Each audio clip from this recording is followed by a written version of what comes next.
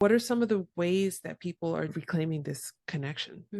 I think because of the social media content that I put out, and also because of our work with our grassroots initiative, Uru Taino Te Kiro Uo, we've gotten a lot of folks in our language classes, in our presentations, events, things like that, who, from what I'm hearing, there was just always something. There's this saying in Spanish, la sangre llama, which is like the blood calls.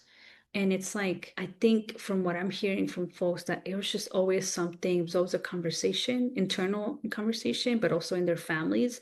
But it was kind of like no one knew how to do it. No one knew how to connect. No one knew who to talk to. Mm, And granted, that's not everyone's experience, right? Some people yeah. come into like our classes and our events and our community gatherings, and they've always been connected. And I'm very fortunate to have been raised in that way because my mom took that initiative. It was really her Taino identity was really important to her. In fact, her identity centered around it. And I remember as a child her saying, "We are Taino first." Right? Mm, That was just the way. And I know that that's not maybe how other folks view their identity within the Taino community, and that's okay. But that's just how she viewed her identity. Like, I'm Taino first. And so she taught us to view our identity like that. And so I was fortunate enough to have grown up with access to a lot of these things. And I think the first like areto, or so like what that's what we call Taino ceremony.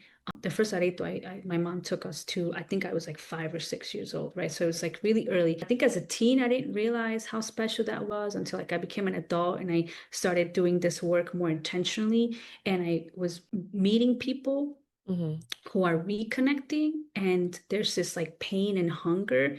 And now I'm in a place of like this gratitude for my mom because she exposed me and got us involved. And this was part of our just life, our everyday life, our culture since we were little.